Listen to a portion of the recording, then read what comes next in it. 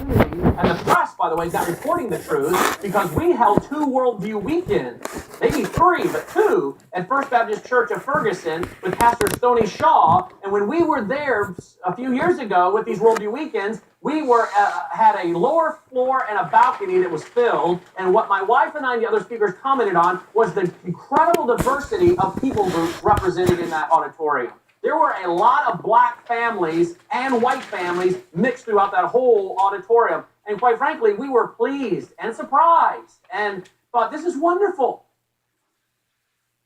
And I interviewed Pastor Stoney Shaw after the Ferguson thing broke out. He said, well, the media is not telling the truth. There are many churches here made up of many people groups. The neighborhood, he said, I live in is white, black, all kinds of different people groups represented. We all get along. It's a nice neighborhood. I don't live in the slums. This idea that you have one people group living over here and one people group living over here, there may be some parts of town that are rough, but there are a lot of people of different people groups living in the same neighborhood, going to the same churches and getting along. And then you want to say, well, why don't we have more minority police? Why don't you have more minority police in your community, Pastor? Well, you know what? We hire them, we train them, and guess what happens? Another community comes along and offers them more money and hires them away for them after we put them through the academy and paid for their training. I know a black officer in this community who this department in this community has trained and hired and put a lot of resources into. A wonderful, wonderful police officer, highly respected. He just got hired away by a federal agency at much higher pay. So we just lost a minority police officer in this community because he got offered way more money.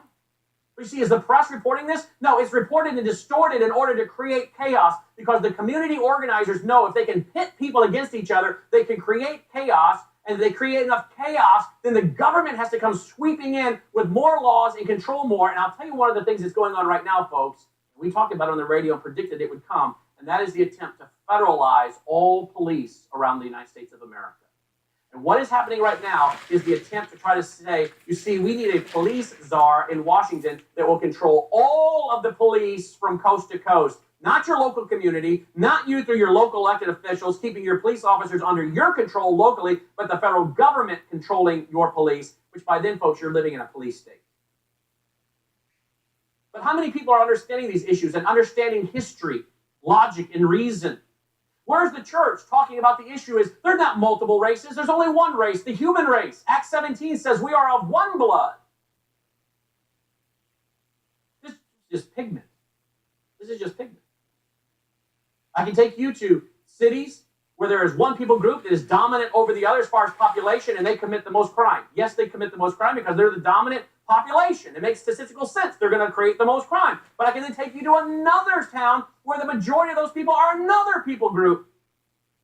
As white as I am, they're the dominant crime makers in that community. Why? Because they're the dominant population. This is not an issue of the color of the skin. This is an issue of SIN, the terminal disease of sin. But the community organizers and the communists and the big government types, they have every reason for us not to get along, every reason to divide us. But I ask again, where is the church explaining the biblical answer to racism? There's only one race. Actually, as Ken Ham says, there's 2 races, the saved race and the unsaved race. But again, I go to the concordance of my Bible, I don't see racism in the concordance. But you tell me the Bible doesn't speak to the issue of race?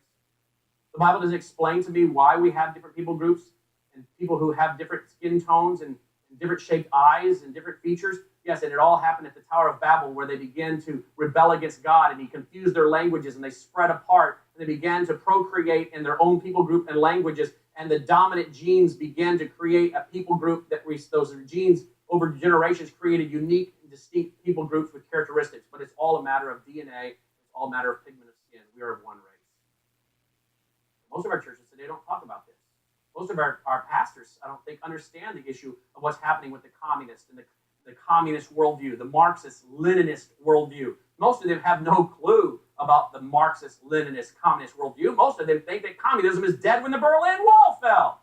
Can I tell you something? Communism is alive and well. You just don't know it's communism. It runs under such titles as communitarianism, Fabian socialism, corporate fascism, the common good, group consensus. the collective order. These are all words that hide. Agenda 21, sustainable development, community organizing. These are all buzzwords of the communist Marxist Leninists. They're not going to tell you I'm a communist generally. Now, some of them will, and that's why we read the communist papers and their articles and their magazines and follow what they teach on their blogs. But most Americans aren't going to do that.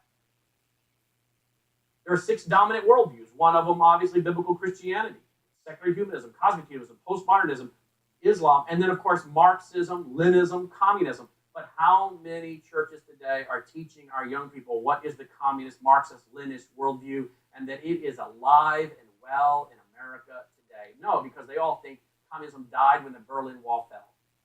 No, it didn't die. It just changed its name and its face. And many of them are the ones that are sparking clash among people groups so that people don't get along, agitate to the point of chaos, bigger government, surrender more freedom.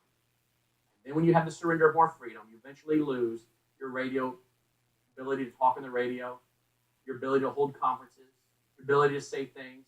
You're not being prosecuted for what you publish from a hate crime perspective on what is right, what is wrong. Not hate as the Bible defines, but what they define as hate being absolute truth. But again, do we articulate a biblical worldview on this? Are we able to explain why these things are happening? Ideas have consequences. Your worldview matters. Again, my point was to show you that I don't care what the issue is, any major issue facing us today, I can show you what the Bible has to say about it. If you know how to study and rightfully divide the word of truth, the biblical principles are there so that you can be thoroughly equipped for every good work. Our gracious Heavenly Father, we thank you for your word and the relevance of it. We thank you for these young people, that they desire to know what your word says and be that next generation of leaders in all occupations, all fields, leaders in the church who can, when others can't, they can articulate, thus saith the Lord on this issue. I thank you for them and those that have brought them and sponsored them. For your honor and your glory alone. In Christ's name we pray. Thank you for watching WVW TV.